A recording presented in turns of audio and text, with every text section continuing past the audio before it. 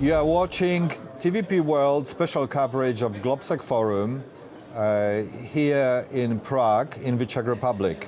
And with me is Alexander Schallenberg, the former Chancellor of Austria and the former Foreign Minister until last year, in fact, Mr. Schallenberg. It's such a pleasure to have you here with us. Thank you for the invitation.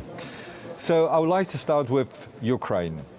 I think it was on the day before yesterday, or maybe even yesterday, that we heard about the proposal from Chancellor Merz of providing Ukraine with a status of associate member, meaning almost a full member, but without voting rights. I know you've been always a very strong supporter of Ukraine. I heard you frequently talking about it.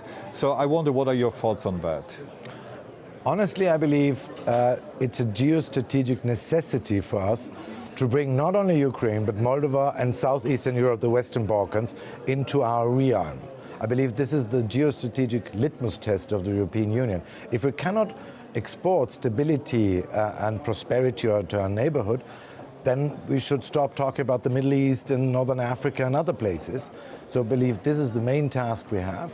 And in politics, there's no vacuum. It's either our model of life, our pluralistic democratic system, or we might be confronted with others. It might be Chinese, Russian, whatever it is. And I believe it's our task to make sure that these countries, Western Balkans, Ukraine, Moldova, are part of the European family, by what means ever. It's a geostrategic task, not a bureaucratic task.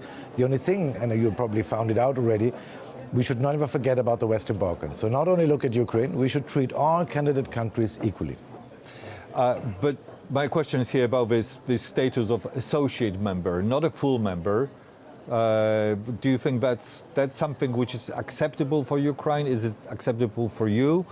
I believe what we need is fantasy. I proposed, and Austria proposed 4 years ago, gradual integration. For all countries who are candidate to the European Union, because we have to get away from this binary thinking we had in the past. Either you are full member 1 or not member 0. And that's too slow. We have been discussing for over 20 years with the Western Balkans, so we have to be quicker. And if this is a means to achieve the geostrategic goal, then I'm all for it. Excellent, thank you. So that means that in some respects you don't object to the idea of fast-tracking. I would like to have everybody fast-tracked. Right. And we know that, for instance, for Ukraine, there are issues like common agricultural policy and cohesion policy, which might be huge obstacles to full membership. But should we wait until the last comma and last paragraph of the European laws are implemented there? By then, probably, we would have lost these countries. And we did the mistake in the last 20 years on the Western Balkans, and we shouldn't repeat it. Okay. Thank you. So I wanted to ask now about the kind of a larger geostrategic issue. We have a Taiwanese foreign minister here at this conference. He appeared. Do you think that Taiwan is in a kind of a precarious position now after Trump's visit and Putin's visits in China? Would you think that Taiwan is looking for new allies and perhaps Europe is the way forward for Taiwan? I mean, we all have heard the statements coming from the President of the United States, Trump, during his visit to Beijing. And these, I presume, are very worrying for Taiwan. But we shouldn't overestimate one statement. I believe there's still the undercurrent of the American policies, and I don't believe they have dramatically changed. But we all have to be aware that a crisis in the Strait of Taiwan would be the biggest blow you could imagine to world economy, because it's so important for world trade. And so all the more we should watch out that this remains calm. We have heard the statements coming from Xi Jinping, President Xi Jinping in the last couple of years, and we have to be cautious. I wouldn't say that Europe is now the partner of Taiwan. I'm still somebody who adheres to the One China policy. But within this policy, we have to make sure that stability and peace can still continue being the measure in the South Pacific. But just to make it clear, would you favor Europe strengthening its relations with Taiwan at this point in time? I believe this is not a 0-1 game. It's either Beijing or Taiwan. I believe if we continue, and we should continue with the one China policy because we have always adhered to it, then we have to talk to both. Okay. I understand. So the other issue of the day is the visit of Hungarian Prime Minister Peter Magyar to Vienna. So this visit, we understand, has been cut a little bit short. Do you have any views on that? Why did it happen? And has it got any significance, political significance, or just logistical? I believe it's just logistical. I don't know the details, but this is very normal. When I was 6 years in government, I had to cancel visits, I had to cut them short, and I believe he has an enormous task at home. But I think it's a very valuable signal that he visits the neighboring countries, Poland, Austria, and others. I myself was somebody who put the neighborhood very strongly in front of our policies, because in the past we made sometimes the mistake of taking neighbors for granted. Mm-hmm. And during the pandemic, we found out actually the neighbors are those which are closest to us, which we need in economic terms, in security terms. And I created the Central Five at the time with all the neighboring countries, Czech Republic, Slovakia, Hungary, and Slovenia and Austria. And I believe we should continue that. We have the Slavkov 3 format, Austria, Czech Republic, and Slovakia. We are not part of Visegrad, but Hungary remains a partner, not only with a common history of 500 years, but a very cherished partner now. And we did have problems in the past. I refer to certain taxation issues concerning foreign banks and companies like Spar. And we hope that these issues can be settled now for good. So in fact, you already mentioned Visegrad. So Peter Magyar has also mentioned Visegrad during his trip and visit to Poland. And he said that he's in favor of expanding Visegrad to Austria and Romania. I'm not talking on behalf of the Austrian government. In my time, we always said we have no aspiration to become part of Visegrad 4. Neither has Visegrad 4 the aspiration of having us there. We have our own relationship with our neighborhood. But I believe every format is valuable. As we said, we have Slavkov 3, Central 5, different formats. And the important thing is, it's less what kind of umbrella it has.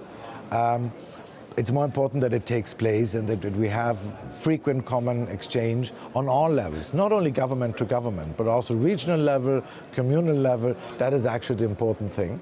And I myself would say that Visegrad had a very tumultuous history in the last couple of years. Let's wait and see how it develops now with the new Hungarian government. So finally, I wanted to ask you about the meaning of Austrian neutrality today. Do you think that it is where it was before the Russian full-scale invasion of Ukraine? Is it different? Is it evolving? Where do you think that Austria stands with its neutral position?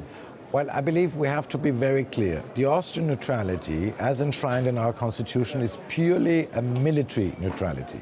Means we don't want to be members of defense associations like NATO. We don't want foreign troops being stationed on Austrian soil.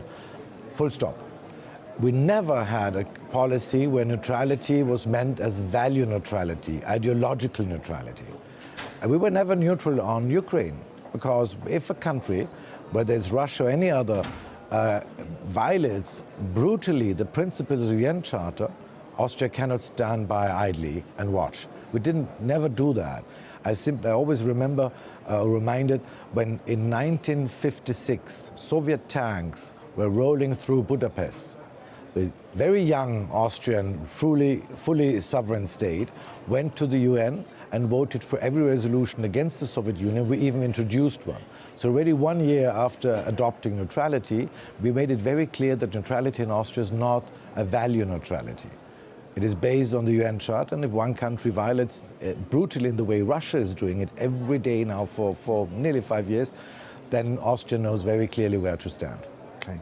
And finally, I wanted to ask whether you can imagine, and sometime, let's say a decade or even 2 decades perspective, Austria becoming a full member of NATO like Finland became and Sweden, also formerly neutral nations. We still have in Austria an extremely strong support for neutrality. That's the difference with Sweden and Finland, who are not neutral but non-aligned. Also They used to have quite strong support for neutrality too. But their geographic position is a different one, their history is a different one. And if you ask Austrians today, I believe there's no political force of any size being in favor of that mood for the time being. We have 70%, over 70% of Austrian population being in favor of keeping neutrality. And I would say within the European Union, it has a value. You shouldn't have the one size fits all. We are the only seat of the United Nations within the European Union. 40 organizations, over 40 international organizations have the head and seat in Vienna. And that is also because partly our status as neutral country. So I don't see that we have to be everybody fitting the same size, and neutrality can be an asset in the 21st century. Thank you very much for your time, much appreciated. That was Mr. Schallenberg, the former foreign minister and the former chancellor of Austria, and you've been watching TVP World reporting from Globsec Forum in Prague, Czech Republic.